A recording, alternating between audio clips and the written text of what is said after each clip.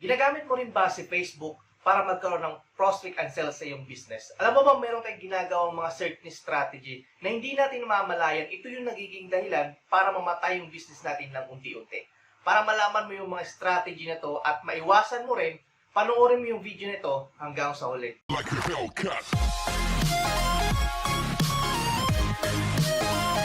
Hi, this is Arman Sidro giving you the best tips and tricks on online marketing. And if you want to learn more how to get prospect and sell sa iyong business, subscribe to my channel and hit that notification bell para ma-notify ka every time na merong bagong video na ilalabas sa channel na to. Facebook ay isa sa pinakamalaki na pwede nating pagkulan ng prospect para tayo magkaroon ng maraming sales. But, sad to say, maraming mga business owners yung nakakalimutan yung purpose kung bakit ginawa si Facebook.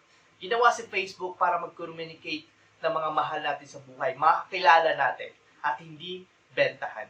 And some of business owners, may ginagawa silang mga strategy na akala nila tama dahil ginagawa ng marami.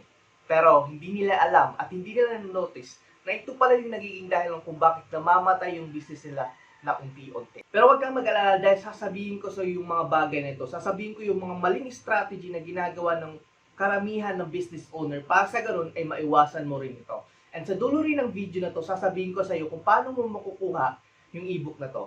Sa ebook na yan, tinuro ko dyan yung step by step kung paano magbenta ng mas effective through Facebook.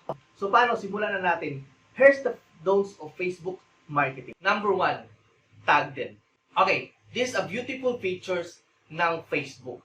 But remember this, pwede mo lang itag ang isang tao kung kasali siya doon or he or she agree to it. Pero ang kadalasang ginagawa ng mga business owner ay nagtatag sila ng kahit na sino. Basta friends nila, tag agad. And hoping na sana makita rin yung business post nila ng ibang tao. But in the reality, ang nangyayari ay unfriend, untag, at kadalasan ay namumura ka pa dahil mali yung ginagawa mo.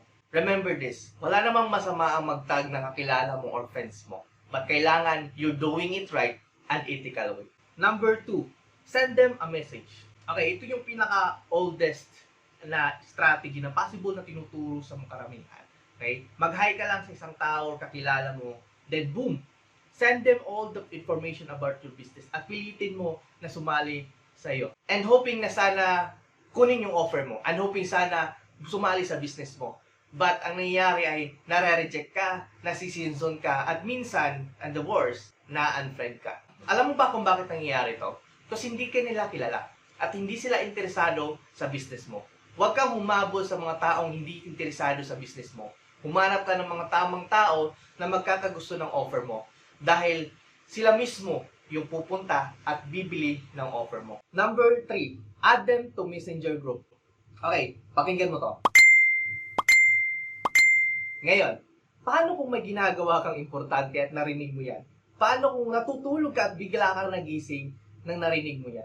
At pagtingin mo ng message ay isang group message pala na puro laman ay business na hindi ka naman interesado. Ano kaya yung magiging reaction mo? Siyempre, magagalit, di ba? Siyempre, maiirita. Kasi, bakit ka nag-add na hindi naman siya interesado?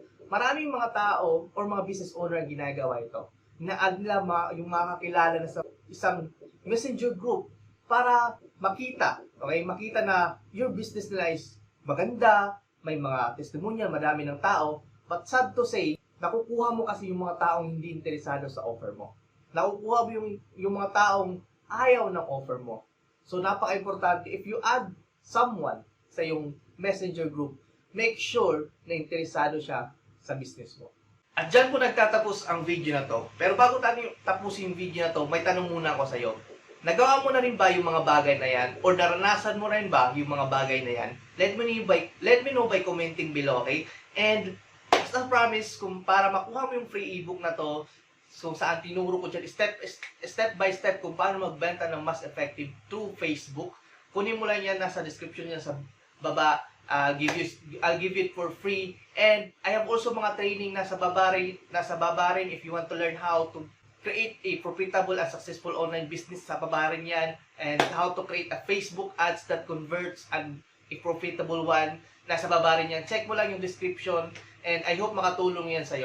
And once again, this is Arman Sidro giving you the best tips and tricks, and see you on my next video.